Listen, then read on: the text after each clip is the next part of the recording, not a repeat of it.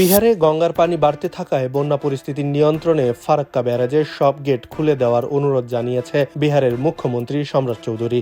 রোববার 23 আগস্ট পশ্চিমবঙ্গের মুখ্যমন্ত্রী শুভেন্দু অধিকারীর সঙ্গে ফোনে কথা বলে তিনি এ অনুরোধ জানান। তার দাবি, ফারাক্কার সব গেট খুলে দিলে গঙ্গার পানি প্রবাহ স্বাভাবিক হবে এবং বিহারের বন্যা পরিস্থিতি নিয়ন্ত্রণে সহায়তা করবে। এদিকে ভারতের জেডিইউর সদস্য সঞ্জয় ঝা 1996 সালে ভারত বাংলাদেশ গঙ্গা পানির বন্টন চুক্তি নিয়েও প্রশ্ন তুলেছেন। আগামী ডিসেম্বরে চুক্তিটির 30 বছর পূর্ণ হওয়ায় তিনি নবায়নের আগে বিহারের স্বার্থ বিবেচনার দাবি জানিয়েছেন।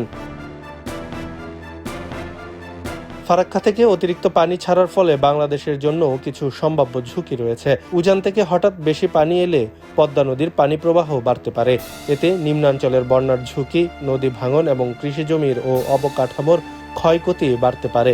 বিশেষ করে একই সময়ে বাংলাদেশে ভারী বৃষ্টিপাত হলে পরিস্থিতি আরও জটিল হওয়ার আশঙ্কা রয়েছে। তবে ফারাক্কার সব গেট খোলার অর্থই বাংলাদেশে নিশ্চিত বন্যা হবে এমনটি বলা ঠিক নয়। এর প্রভাব নির্ভর করবে গঙ্গার মোট প্রবাহ, বাংলাদেশের পদ্মার পানির উচ্চতা, স্থানীয় বৃষ্টিপাত ও নদী ধারণ ক্ষমতার উপর।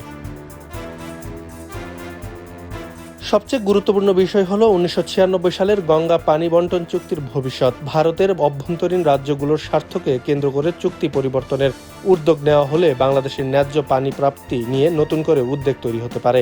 তাই উজানে পানি ব্যবস্থাপনায় ভারত বাংলাদেশ সমন্বয় ও তথ্য বিনিময়ে আরও জোরদার করা জরুরি। আব্দুল্লাহ আল বাকি, খবরের কাগজ। খবরের কাগজ, নিখাদ, নির্ভীক, নিরপেক্ষ।